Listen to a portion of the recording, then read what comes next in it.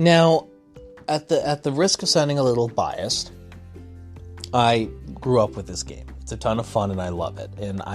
But it's not perfect. That being said, it's a relatively cheap game, and Pokemon Mystery Dungeon Red Rescue Team. If you are lucky enough to have a Game Boy, I'd pick this game up. It costs a fraction of what other Pokemon games are by comparison. Now, there are the negatives I would have is probably if you want to play a specific Pokemon, that can be kind of difficult because you got to go through it a few times and answer different questions to get the type of Pokemon, and certain Pokemon are locked behind certain genders, so if you're overly secure in your gender identity and you don't want to play as a female, even though it does not matter.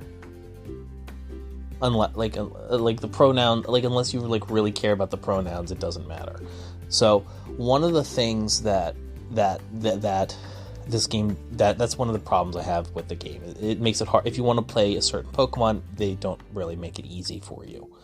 So you have to soft reset a few times to get what you want. That being said, they do a relatively good job of throwing you into the mechanics of the game and in a really stupidly simple dungeon.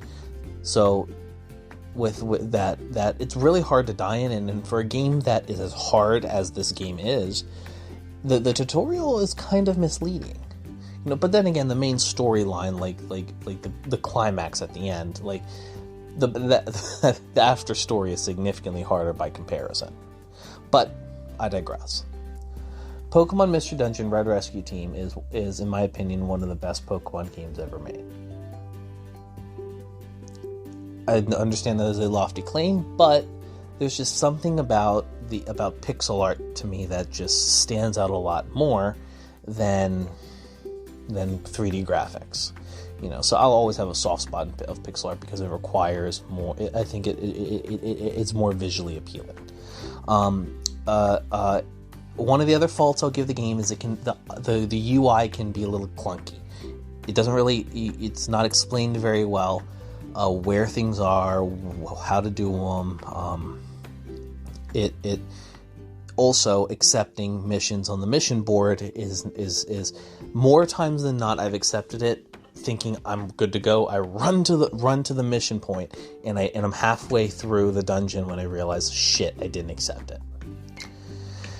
So thankfully a lot of these issues I've already talked about so far have been remedied in the remake that came out, Mystery Dungeon DX, which is a combination of both Red Rescue Team and Blue Rescue Team, which the only difference between the two is maybe certain Pokemon appearing in certain spots and it being on the DS and on the Game Boy and the DS respectively.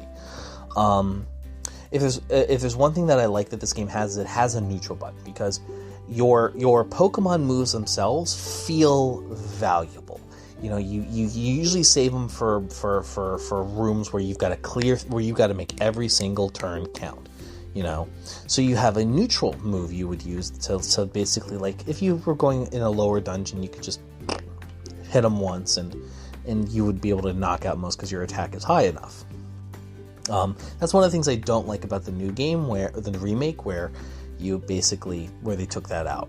But it allows you to grind more simply, and if you need certain items in certain areas and you don't want to risk losing everything you've collected, a good way to do that is go to small dungeons where you can clear it easily at higher levels and just grind. It's a very later on in the game, in the end game stuff, which the end game is is most of the rest of the game. Even I haven't gotten to the true climax of meeting Lucario at the end, which is admittedly very difficult. It's not easy. You've got to go on so many different quests, and you better hope you're getting to level 100 quick, because there gets to be a point where brute force is not going to cut it. You're going to need to stock up on items. You're going to need to have the right type of teammates with you to finish this, and it's not going to go well if you don't. One thing I wasn't too thrilled about was that they fixed in later games like Explorers Sky, was the fact that when certain characters talk, their artwork pops up, which is cool.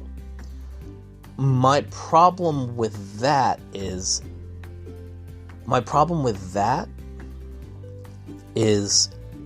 like, if you evolve your you and your partner, you will end up like not seeing those anymore. It'll just be a bland text box at the bottom, and it's kind of lame, you know. So it's like you lose something when you evolve, even though you get, you know, more power and so on and so forth. They allowed you to evolve straight out of the gate, which I really enjoyed. You know, I didn't like the fact that in Explorers of Sky, like, you had to get to a stupidly high team rank before you'd be allowed to evolve, which I was not too thrilled about, per se. The world feels very alive, it feels very populated, and as the game goes on, it feels more and more populated. And the goalposts are constantly shifting, so you're fighting stronger and stronger legendary Pokemon, and the story is still there, and it feels very deep and engaging and complex, and it's for a Game Boy Advance game, that something that doesn't hold a lot of memory, maybe on the highest end, 10 megabytes. You know, the fact that they were able to stuff so much content in such a little game is a testament to the design tools of Creature Inc. But that's neither here nor there.